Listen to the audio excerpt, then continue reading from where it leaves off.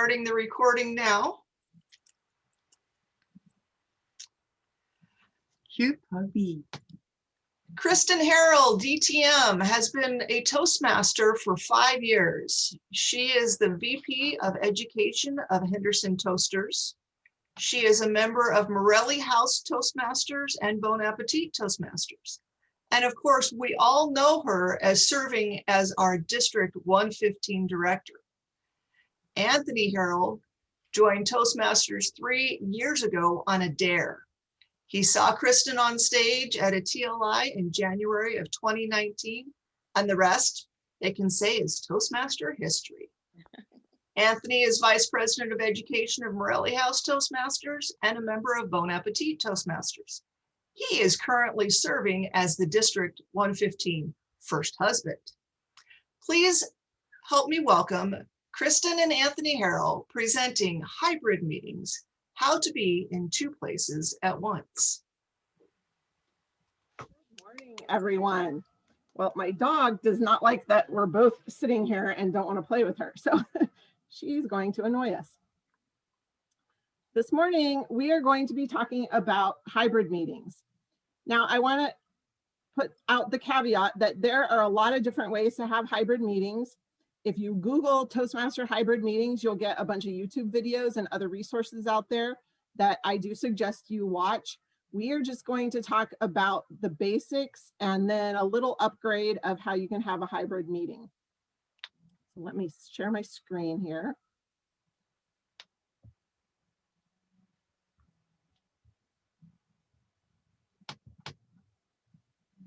All right, hybrid meetings, how to be in 2 places at once. They always said you couldn't be in 2 places at once, but we're going to prove them wrong. There are some must-haves, things that you really have to have a Toastmaster meeting.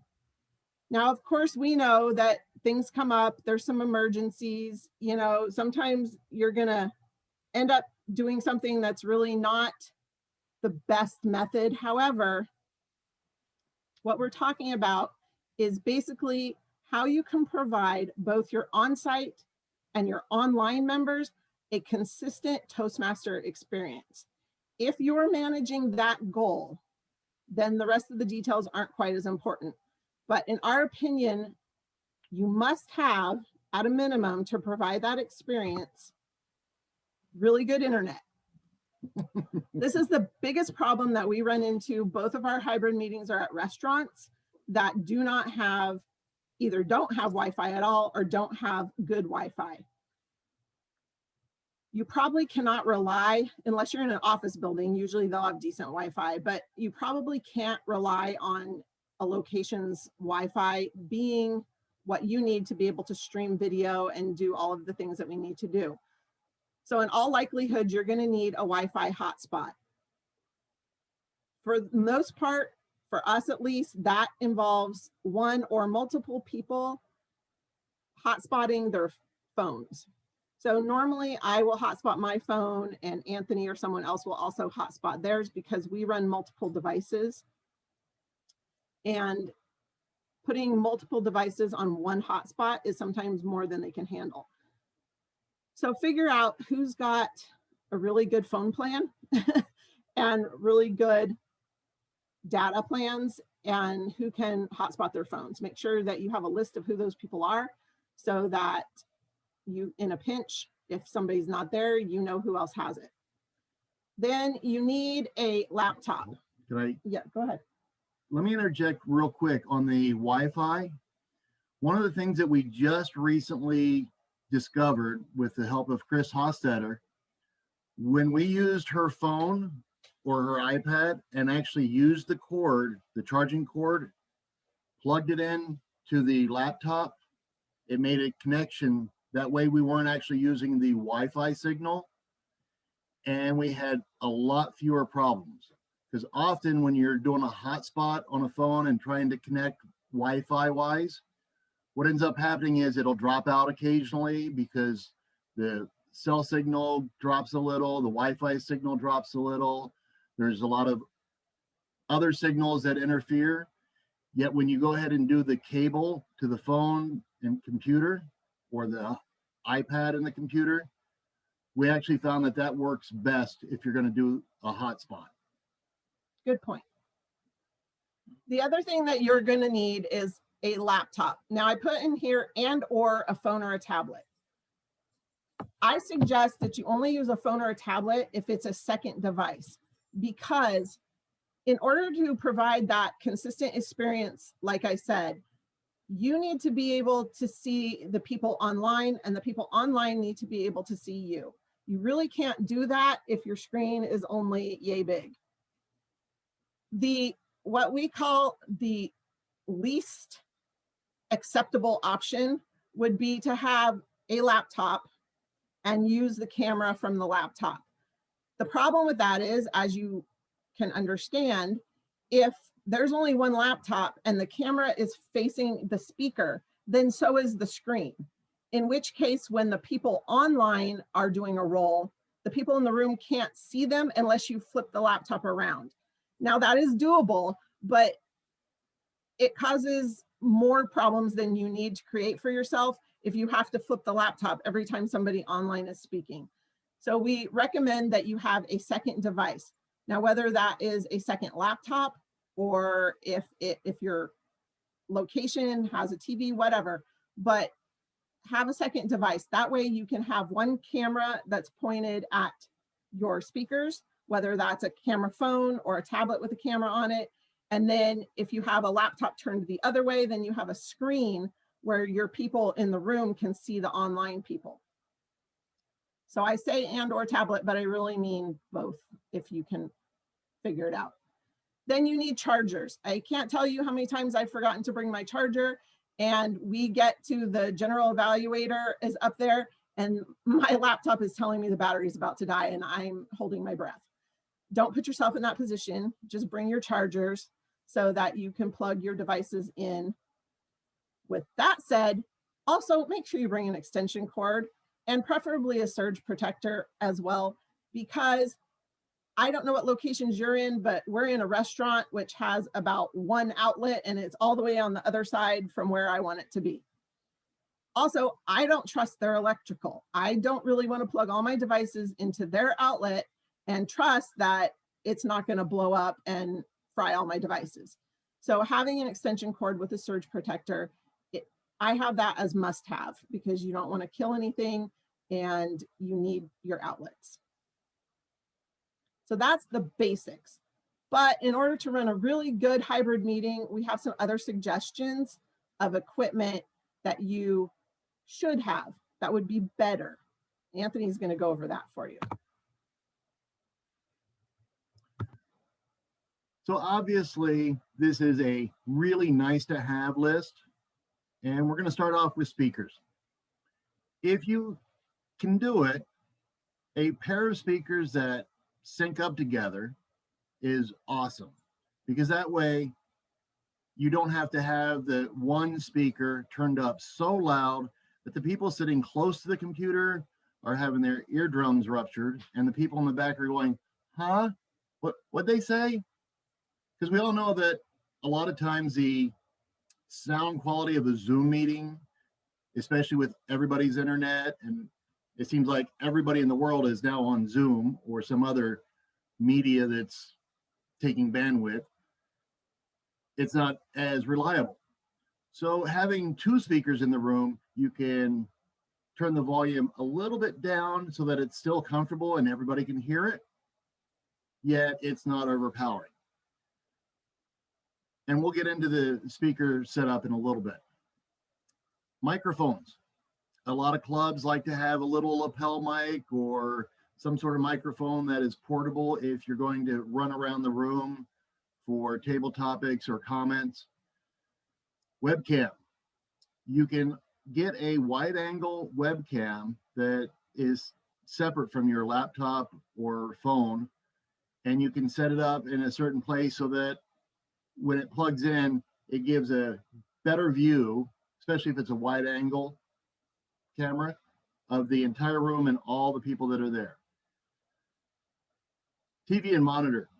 We are lucky enough that two of the clubs that I meet at, or the two clubs that I'm a member of, have TVs that are fairly large, and neither one of the restaurants has a problem with us plugging into it. So when we go ahead and plug the one laptop in, you get everybody spread out, not quite life size, but pretty close. Even people that are half blind like me sitting in the back can easily see who's up there and what they're doing and what they're eating for dinner. HDMI cable. This is amazing.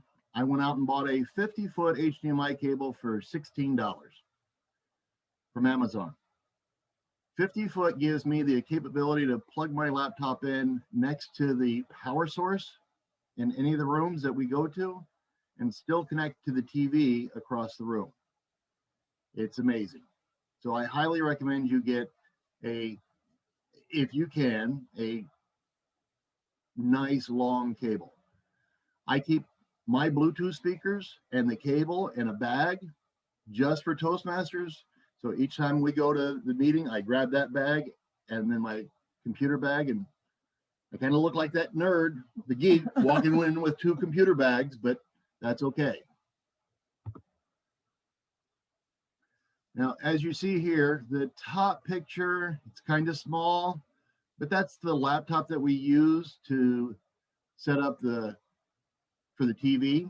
And the camera, if I don't bring the little remote camera that I have, then we use that camera to go ahead and take a look at all the participants in the room, and it transmits to the Zoom meeting as well. So we have obviously 2 people or 2 computers on location. So you get those 2 pictures. The next picture is a picture of the Bluetooth speakers, or one of the speakers that I use, and they sync up via Bluetooth, so they sound in stereo at the same time. There's no delay. And I found that the best practice with these speakers is to plug the one in to the computer into the aux port or the headphone port. The nice thing about that is it cuts down on the delay from the speaker. It's coming right out of the computer as if it was the computer speaking, and it's able to transmit it to the remote speaker quite well. And these speakers have a built-in microphone. And they do have a built-in Yes. microphone. It's not the best microphone. However, in most circumstances, I've found that it's sufficient that if somebody's making a comment in the room, as long as you strategically place the second speaker, one of them is usually right on the podium, as you see in the lower picture on the left-hand side. There's one that's right there next to the podium, and obviously it's plugged into the laptop that's on top of the lectern. That's done so that you can get anybody's comment throughout the room. Everybody, even the Zoom people, get to hear those comments that are made when you have certain people making funny comments, or if the speaker asks for questions or answers from the audience. The nice thing about this setup, as you can tell, because we have the 2 laptops, and the laptop camera that's on the lectern is faced toward the speaker, and the camera that's on the other laptop is faced toward the room. So those of us online, I actually stayed home last night and Thursday night to see the online experience. And Thursday night, we ended up only having 1 laptop because I stayed home. My laptop didn't go to the meeting. So the problem with that from the online experience is it was great. I could see the speaker, but they would laugh in the room. I could hear them laugh, but I couldn't see them laugh. And so it was a little bit of a less experience than I would normally have. With the extra camera there faced at the room, then you can see everybody in the room as well. The other thing that we like to do is, because each of those laptops are running Zoom, I rename myself on the camera that's on the lectern. I name it Lectern Cam, and the other computer I rename as Room Cam. So when the people online are seeing it, they know exactly what camera's what and what they're looking at. So that's kind of a fun experience. And this is what we actually use in our setup. So again, we have the two laptops. We have the webcam with a wide view, the Bluetooth speakers with microphone. She's actually screenshot the ones from Amazon. They're a little pricey, but again, there's a lot of clubs that have a little extra funding going on right now because they're not doing the open houses and other things. So there might be extra money within the treasury to purchase something like this for the club. Not always, but again, it's really nice to have these speakers because they work so well. The 50-foot HDMI cable, it gives you the ability to work within your environment so that you can plug in your laptop so it doesn't die halfway through the meeting and still present on the large screen TV. And then again, often restaurants will have the large screen TV in the private room that you can use. And it will save, if you can use it, it will save. Last night we had a wonderful presentation from a speaker, but she brought an actual, one of the projectors, and her husband had to bring the projection screen and set up so that they could present to the audience, where if we had known ahead of time, we could have put it into the computer and we could have put it up on the TV, and then the people that were on Zoom would have also been able to see it. As it was, we had to take the iPad and hold it there so they were getting a picture of the screen. It's kind of like the old-fashioned slideshows. Come on over and visit us where we'll show you our slides of our vacation, all 800 of them. You know, but it was shaky and it was good because at least they could see it at home. But again, having the large screen TV, it allows you to present at both the people there and the people at home. So I don't know if you can see the price on those speakers. They're $130. My wonderful husband bought them for our clubs, which was very nice of him, although I didn't know what they cost at the time that he purchased them. There was a coupon. There was a coupon. Amazon gave me a coupon for 5% off. So it wasn't quite $130. But like he said, I know my clubs were kind of building up money. Some clubs have actually stopped doing club dues because of that. But this is another option, possibly invest in some equipment for your club to keep on hand for these types of situations. I have a feeling most clubs are not going to go back to fully in person. I think hybrid is the most that's going to happen. So it's not a bad investment to have some equipment for your club that can be passed on. So best practices for setup. You know, in a normal Toastmaster situation, your sergeant at arms is the person that's in charge of your room and your setup. That's fine and dandy if your sergeant at arms is a tech person and if they understand how to do all this, things like HDMI cables and auxiliary ports and all of that stuff. I personally am not that person, so I'm glad that I don't have to deal with it most of the time because I have Anthony and we do it as a team. But if your sergeant at arms is not that person, don't put them in charge of this because you're not going to have that experience that you want. It's going to frustrate everybody. So choose a club tech master to coordinate the equipment and the setup. That does not mean that person has to go out and purchase all of the equipment from your club, but that person should have a list of who brings laptops, who brings tablets, who has smartphones with Wi-Fi, you know, to know who their go-to people are and assign who's, okay, you're bringing a laptop, you're bringing a laptop.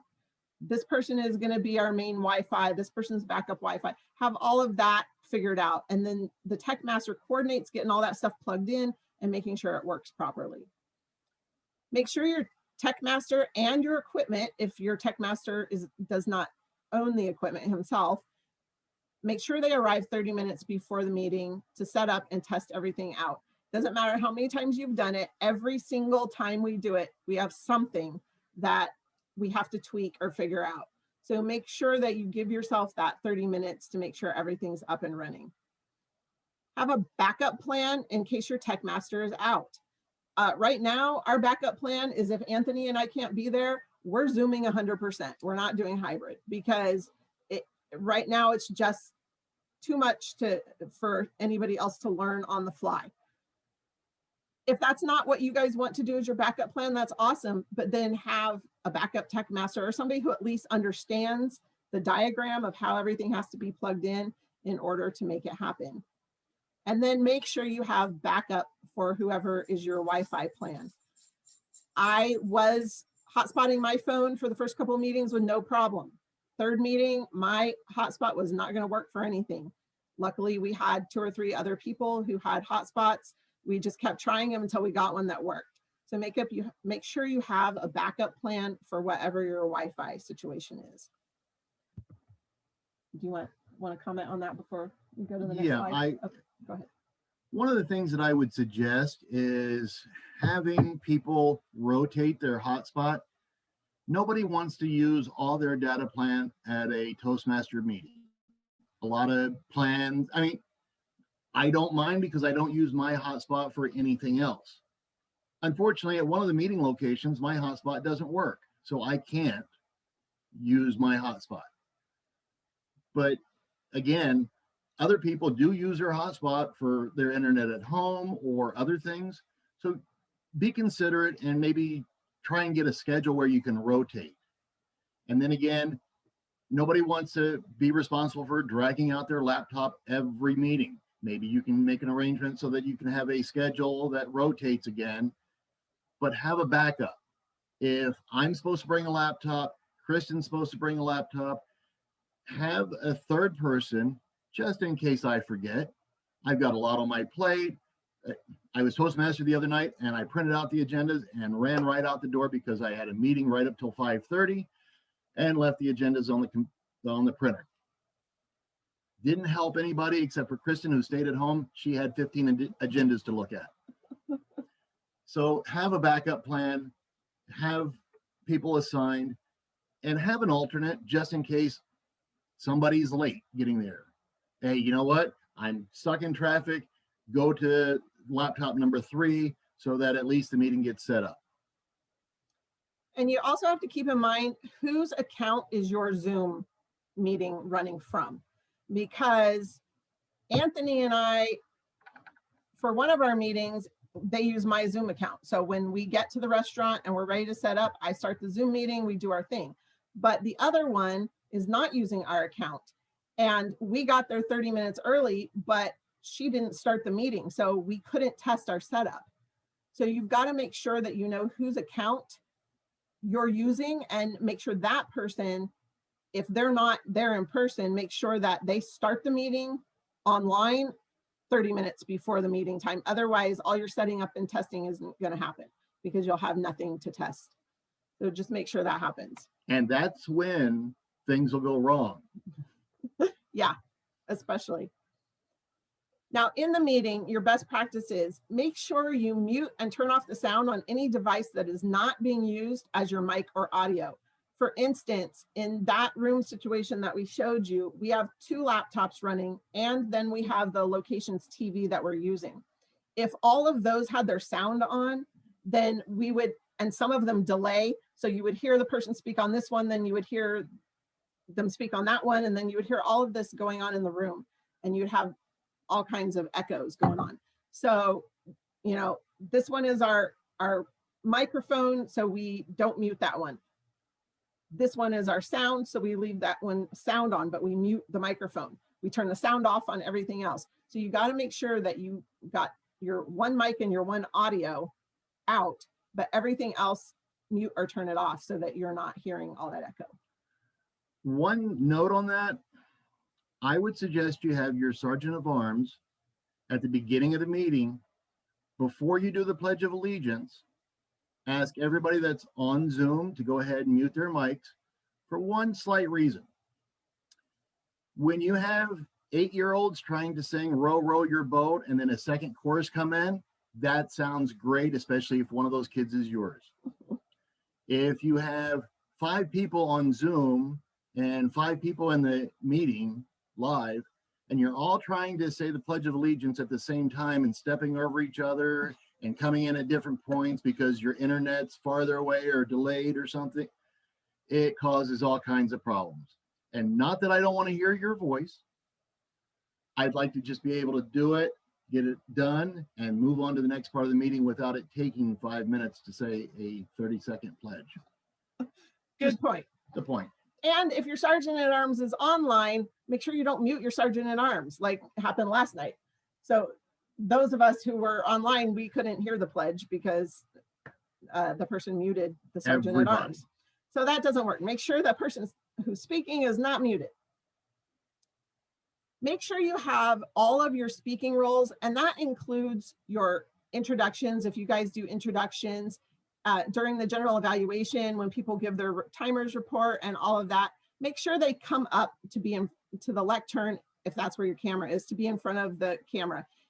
Nothing's more annoying than to like vaguely hear people speaking in the background, but not be able to see them when you're doing the online part of the experience. So make sure that they do that and that they come up. The other thing is make sure that the timer is visible to the speaker, whether they're online or on site. If your speaker is speaking online, but your timer is on site sitting at a table in the back, we can't see them flashing cards. So in that case, your timer would need to come up to the lectern or wherever your camera is and hold cards in front of the camera. Likewise, if your timer is online and your speaker's in the room, just make sure that whatever you're using as your screen for your people in the room to see the online people, that they can see that timer, whether or not you need to pin the timer, make them bigger, whatever you have to do to make sure that they can see the timer.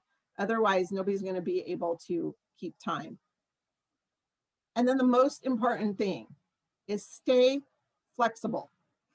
Be prepared to pause things if you see that the internet drops out, or all of a sudden you see that everybody's frozen on camera and nobody's moving. Be prepared to pause, take a breath, wait for it to catch up, wait for it to come back, and deal with it. Also, be prepared to fill some time when those types of things happen. I mean, you don't want to stand there and just have dead air.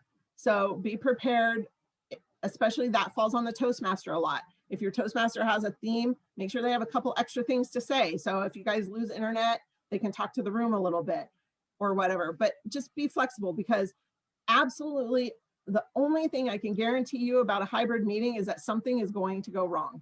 That is the only thing I can guarantee you about any of this, because you're dealing with a whole lot of technology and something is going to go wrong. But as long as you're doing your best to give everybody on site or online the same Toastmaster experience that they would have in person, then that's all that matters. And have fun with it. You know, when silly things like that happen, we just, you know, we laugh and we're like, oh, Anthony's frozen. Let's wait a minute until he comes back.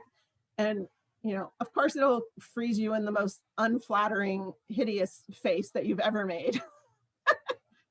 But that's something to have fun with as well. It's, you know, I think at the beginning we took it way too seriously, and I got very flustered when things weren't hooking up right, or, you know, things weren't going right. And that's a miserable situation to put yourself in. So don't do that to yourself.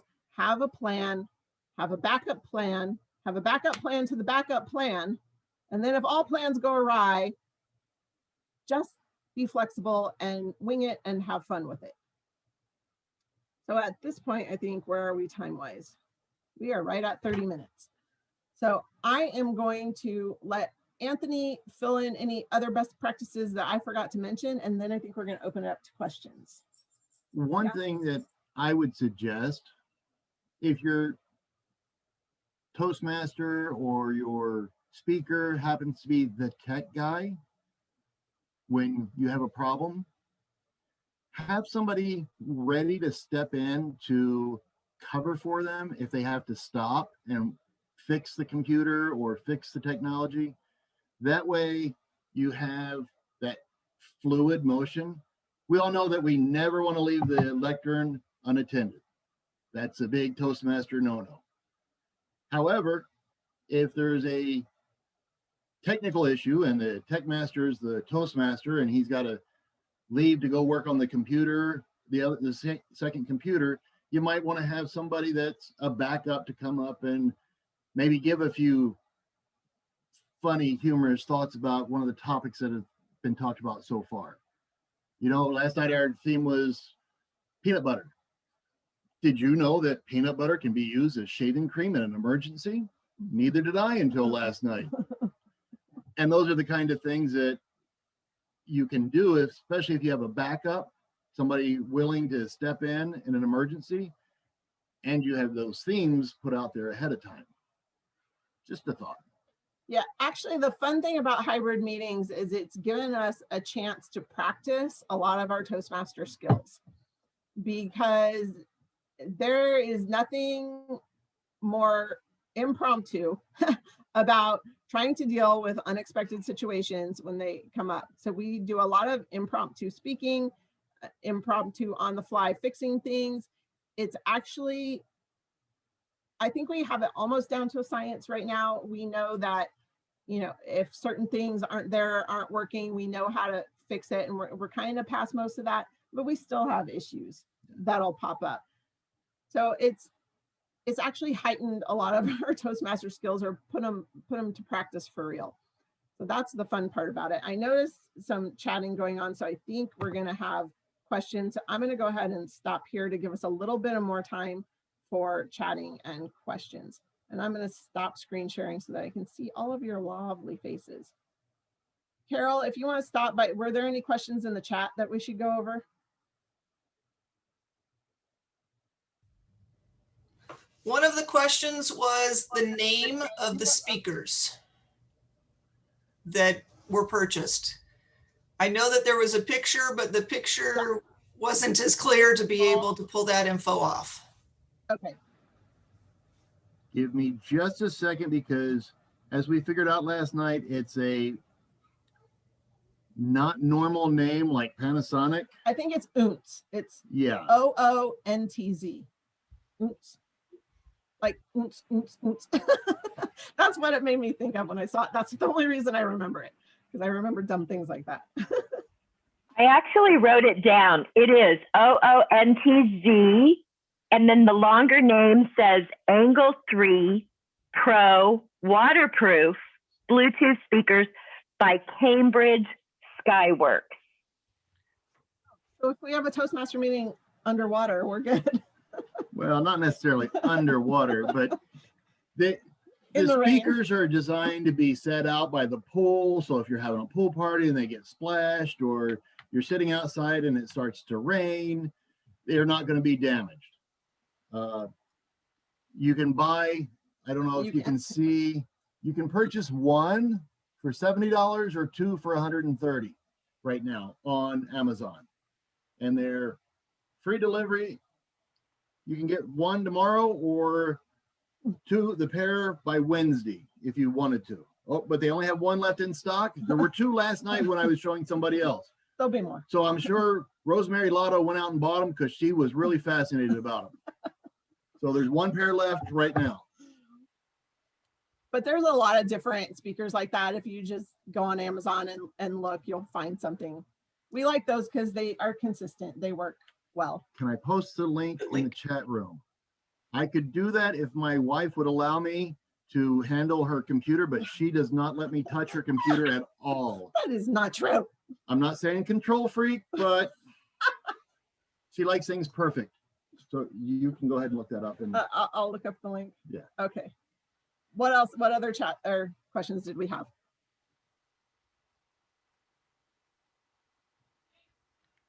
Carol? You guys must have done a really good job, because I don't see anything else in the chat as far as questions. Okay. So we'll just open it up. Does anybody else have, or not even just questions, have any of you tried a hybrid meeting and used something else that worked for you? Because we're just telling you what worked for us. There's a million different ways to do this. Hey, I have a question. Can I ask a quick question from you guys? This is Sandra. Go ahead. Hey, I'm a little confused. I know you set up the camera at the lectern and then you have another camera facing the meeting while it's going live. The question is, you have the live mic on the lectern camera. Do you have the speakers connected on the secondary laptop? Is that where the speakers typically would go? No, they're connected to the laptop at the lectern. Right. because those speakers have a built-in microphone, so we don't use the mic on the lectern laptop. We only use the camera from the lectern laptop, and we use the mic from the speakers. So we have the main speakers plugged into the laptop at the lectern, but since they're Bluetooth and Wi-Fi, the second speaker is actually floating. It doesn't connect, it connects via Wi-Fi. So that one is just sitting like halfway down the table so that the people at the end of the table can still hear. And then if you have an extra TV in the room, what do you run the HDMI cable out of? Is it the laptop at the lectern, or is it the laptop, the secondary laptop? Well, it could be either, but we do it from the secondary laptop. When we only have one laptop, obviously we use the one at the lectern. I had to do that Thursday night when Kristen stayed at home and I only had one laptop. The challenge with that is you now have an extra cable coming off the lectern, running across the floor. That's a trip hazard. I would recommend that if possible, to have it come off the secondary laptop. If you can set your room up that way, that the second laptop is close to the TV. That way you don't have a lot of cables that people coming up to the lectern might trip over or pull and yank the laptop off the lectern. Okay, and so that wide angle camera that you were recommending to put that on the secondary laptop. Correct. Yes, and that's just because we're in a big room where people are spread out, and it's nice because then the people at home can see everybody. But just using the camera from the laptop is also okay, depending on your space. Okay, great, thanks. One of the questions that came in the chat was, how big are the rooms you're in? Well, probably 30 by 70 was the room we were in last night. They're pretty big. They're restaurant like back rooms. And then the one that we were in Thursday night, I would say, is probably 25 by 35. And because especially with COVID, we're kind of spread out. So whereas normally we would maybe all be at one long table, we've set up small tables kind of all over the room and we spread out. So having the wide angle camera is good for that situation because then you can still see everybody. Sorry, we're trying to find the chat or the link to Got it. Put in the chat box. So there it is. So that's the link to the speakers that we purchased. I have a question. How many Yes. people, or what's your ratio of who's staying home and who's showing up? So it depends. There's been a couple times where we only had like 2 people online last night, and then maybe 8 or 9 in the room. We've had more. At one meeting, we had probably 15 people in person and 3 people online at one of the meetings. And then other meetings, it's been a 5 and 8, 5 online, 8 in person. It just depends on what's going on. Last night, our Toastmaster came in from Tennessee. And that's the cool part about this. When people are traveling, they don't have to miss their meeting. And we actually, Thursday night, we were talking to a guy who said, you know what, I would love to join, but I live in Colorado 5 months out of the year, so it wouldn't do me any good. But you can join and come in via Zoom, because we'll probably always have a hybrid meeting here. And he says, well, now that's something that makes me interested. So we may have a new member who's going to be gone half the year. That's the other advantage that holding hybrid meetings gives you. Yeah, and last night was actually our first experience where somebody in a major role was online. In our previous experiences, like the person online was maybe the GE or the grammarian. But last night, having the Toastmaster online with other people in the room, that setup with the big TV makes that a whole lot better, because you need to be able to see your Toastmaster. You know, if we're looking at them on a tiny little screen, that wouldn't be the most ideal situation. And I was actually a little worried about it, but it worked just fine. We really didn't have a problem with it. So it's great, because that means if you're online, one of our members, her parents are very, very elderly and very frail, and she's the only person available to help them. She cannot risk being at an in-person meeting, and she was one of our most enthusiastic members. It would break my heart if she couldn't participate. So this hybrid situation solves that problem for her, and she hasn't missed a single meeting. My daughter is pregnant, and she's asking that we don't congregate right before the baby's due date. Well, we don't have to miss any meetings because we can do hybrid meetings. So it's really a good option if your club is hot to get back to in-person meetings, but you don't want to leave anybody out. And especially some of our clubs, while they were 100% online, have gotten members who are not local. And so they are reluctant to go back to in-person meetings because of that situation. The hybrid allows you to still go back to meeting the way you're meeting before, but give a consistent experience to those people who can't or don't feel comfortable being at an in-person meeting. And Gene Williams put in the chat box that if you're only using the hybrid as a stopgap during COVID and you plan on dropping the hybrid, make sure you let prospective members know that. But I would caution you that this is a new aspect that I don't think is going to go away, where a lot of employers are going to prefer you to work from home, or at least allow a larger portion of people to work from home. And if you can walk into a job interview and say, well, I help run our Toastmaster meetings online, and we have 30 members, and I do this, and I'm used to being online all the time, so that's not going to be a challenge for me. That's going to put you at least one step above somebody else that comes in and says, Zoom? Yeah, I talk to my mom once a month on Zoom, but why would I need to know that skill? It just gives you that extra advantage, because we practice twice a month, sometimes weekly, depending on the club you're in or how many clubs you're in. It just gives you another advantage that way. And there's a lot of people that can join from other parts of the country or world, even can join your club if you have a unique selling point. Yeah, the other thing is, now I do want to say we've had some clubs that absolutely are thriving in the Zoom environment, 100% online.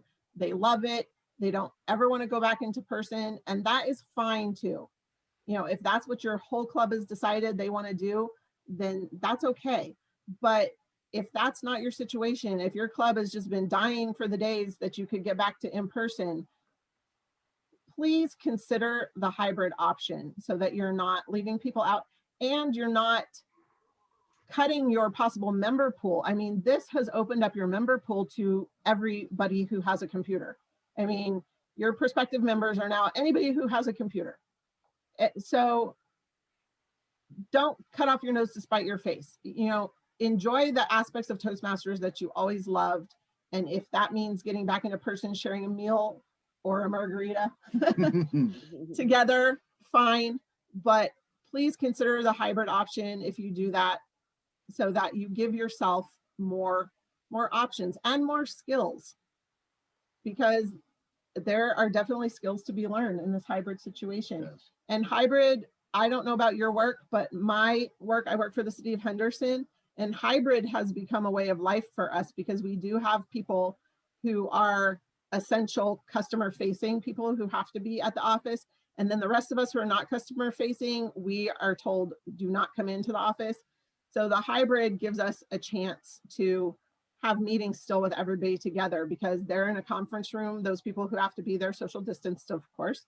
And then the rest of us are online and we meet together. So that is a skill, and learning how to handle that skill is something that will be just another thing to add to your resume or your list of skills.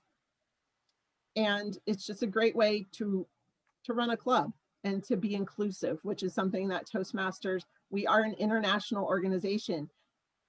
And we always said that, but Zoom allows us to truly practice that. We can actually practice being international. We can have members from all over the world. We've had guests from South Africa. Oh yeah, Diane said they have members from Peru, Canada, and Uganda. Exactly. We are truly practicing being an international organization. And I beg clubs to embrace that and allow that to continue being part of your club culture. And the best way to do that and still enjoy your in-person meetings is to do hybrid. As I said at the beginning of the meeting, you can Google Toastmaster hybrid meetings. There's a couple people that have YouTube channels. There's one guy, you might write this down, Tech for Toastmasters. He has a YouTube channel and it's pretty much all about Tech for Toastmasters, exactly like it sounds. He has videos on hybrid meetings. He has videos on Zoom, other things.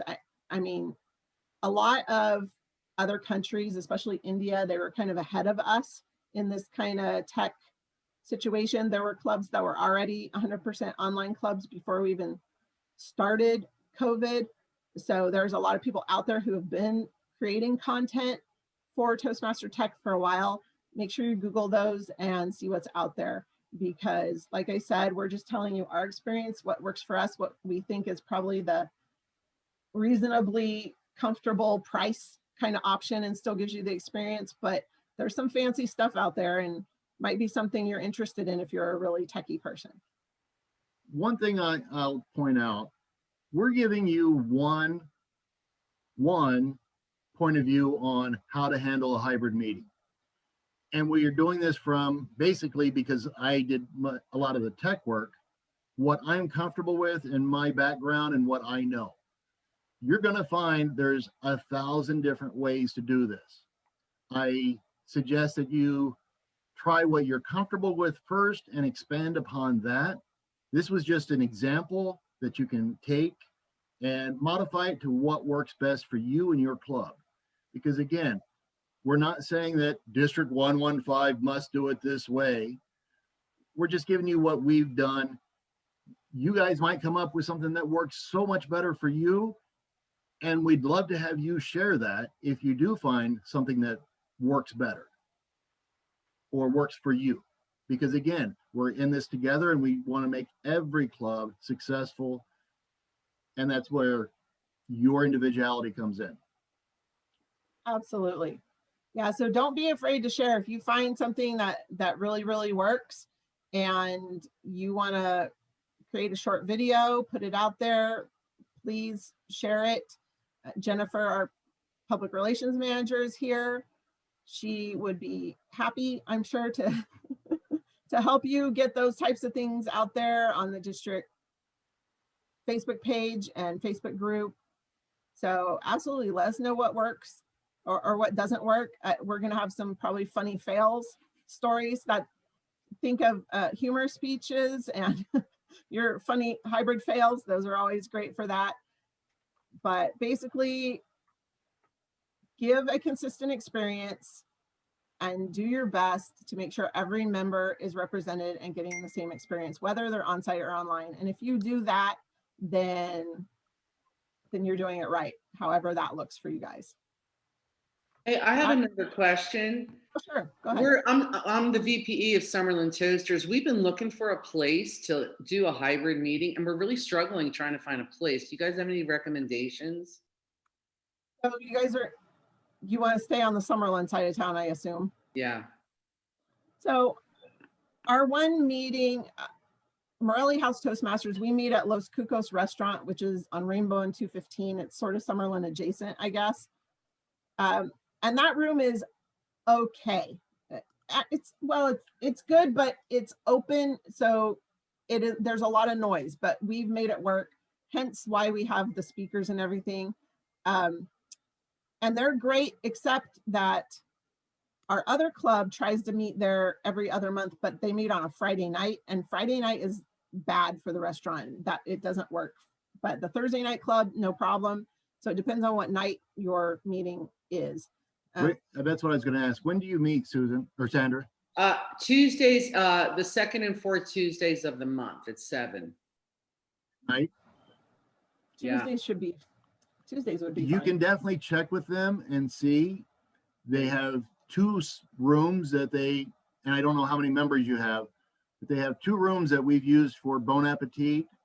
And again, it's not the greatest, but in the one long room, that's where those 2 speakers would come in handy. That way both ends of the room would be able to hear well.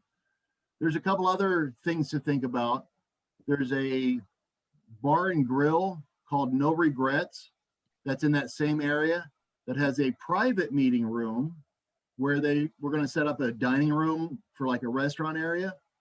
And they decided to scale back a little bit. They still have the room. It's got a large screen TV. It's got a lectern where you can set up your computer, and it's got all the cables hidden in the wall, so it's safe like that. That might be another option. Go in there and talk to the manager about that place. Those are the 2 places I know on that side. There's also I not a think Denny's. bachelors and bachelorettes meet at like Farmhouse or something. Yeah. Farm Table, that's in Farm town. Table. That's in town square, which is pretty far from Summerlin. And but- somebody else called them up and asked about meeting there. And the manager told this person that B&B pays them $500 each time they come in for a meeting. which is not true. And But- I understand that that's probably not true, but I also think that that was probably their way of saying that they didn't want somebody taking their private room every other Friday night. Sorry. So again, I would suggest going in to visit some of these places. Oh, there's an IHOP that's somewhere on the Summerlin side that I know has a meeting room. Trails. Yeah. The one that Jackpot Speakers meets Yeah. at. They meet in a private meeting room. Basically, any restaurant that has a private meeting room would probably be fine. Some of them will have a requirement that everybody orders an entree, so it depends on your club and how they feel about that. Los Cucos they don't prescribe that so much. We still try and tell the members that, look, order something. If you don't want the alcohol and you don't want an entree, order an appetizer for $6, $7. That way, everybody's getting a check. Everybody's paying something to use the room. Do you have to do it every time? No. But you also don't want the people that come in there, order water to drink and want 20 refills and eat all the chips and salsa and keep asking for refills on the chips and salsa, because that's taking advantage of the situation. Okay. Great So information. Thanks.